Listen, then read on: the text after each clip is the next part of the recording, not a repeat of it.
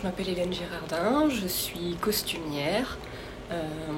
J'ai grandi à Saint-Pierre-et-Miquelon, j'ai fait mes études en France, j'ai travaillé un peu en France et puis je suis rentrée à Saint-Pierre pour vivre de ma passion. Depuis que j'ai 13-14 ans à peu près, je cousais à la main et puis au fur et à mesure j'ai découvert le corset. Via le corset, j'ai découvert le costume historique et de fil en aiguille, j'en suis venue au monde du costume de scène qui m'a passionnée depuis que je le connais. J'étais chez moi, on m'avait donné des chutes de tissu. Et alors de ces toutes petites chutes de tissu, j'en avais fait des vêtements pour mes peluches. J'étais très jeune. et je me souviens que ça me passionnait à quel point juste des morceaux de tissu plats pouvaient vraiment prendre un volume juste avec quelques petites coutures. Et puis c'est vraiment là qu'est partie la passion. Alors j'ai fait 1 an au Canada pour me perfectionner en anglais. Par la suite, j'ai fait 4 ans d'études en France, vraiment 4 ans dédiés au costume, donc de l'habillage, l'entretien costume, pressing, jusqu'à la réalisation, et puis les voir sur scène ensuite porter.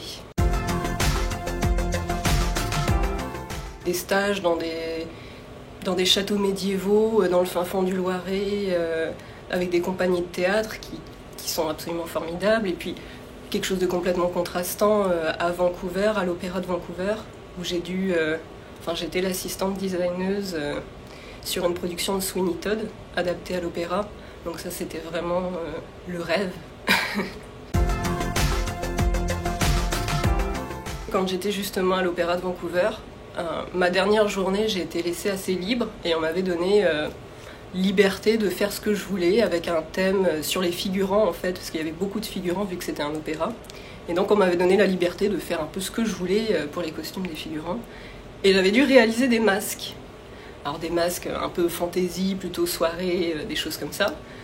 Mais au final, ces masques-là qui m'ont pris du temps pour faire le patron, etc., c'est le même patron qui m'a servi cette année pour le coronavirus.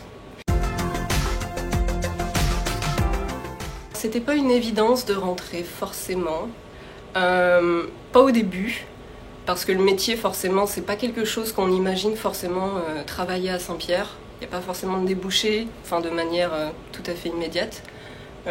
Mais le fait d'avoir travaillé sur l'isthme de Langlade, d'avoir été vraiment indépendante sur ce projet, qu'on m'ait fait confiance de A à Z, ça m'a vraiment donné la motivation et puis le goût du retour au final, parce que travailler dans les paysages de Langlade avec des costumes historiques, au final on se dit que tout est possible. Et puis la preuve, parce que j'ai mon activité maintenant et puis j'en vis. On m'avait demandé lorsque j'avais 17 ans, j'étais encore très novice, de réaliser une robe traditionnelle justement. Alors c'était un gros défi. Mais ça m'a vraiment préparé à ce qui allait suivre en fait, parce que j'avais vraiment dû réfléchir d'un point de vue historique, d'un point de vue traditionnel, mais aussi et surtout d'un point de vue habillage, parce qu'il fallait que ça puisse être porté facilement, entretenu derrière les coulisses, etc. Donc c'était un très bon entraînement avant l'heure. C'est à mon atelier, je travaille aussi de chez moi, et c'est tout. Parce que plein de gens ont des projets, ils m'approchent, et puis il y a plein de projets qui prennent vie. On a des choses aussi variées que des chapeaux pour bébé, jusqu'à une robe 1920 pour une pièce de théâtre qui est partie pour Paris il y a quelques semaines. J'ai été approchée aussi par des groupes canadiens qui voudraient un nouveau style, on va dire. Donc c'est vraiment...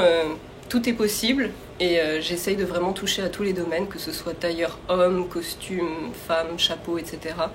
Ma formation me le permet et donc j'essaye vraiment de mettre mes talents à profit. Moi je peux vraiment tout dessiner de A à Z, même si vous avez juste une toute petite inspiration, une couleur qui vous inspire, une couleur qui vous plaît, une image, quelque chose. Tout peut être transformé en un vêtement et adapté. Moi, mon travail, c'est vraiment ça, on me donne des infos et à partir de ces infos-là, je fabrique.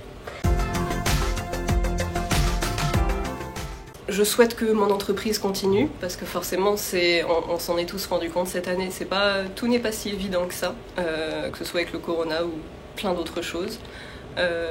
Et ce qui me passionne vraiment maintenant, c'est avec les cours de couture, c'est de transmettre mon savoir à des jeunes, plutôt très jeunes, qui sont passionnés et qui sont vraiment très motivés. Et ça, c'est vraiment ce qui me booste en ce moment.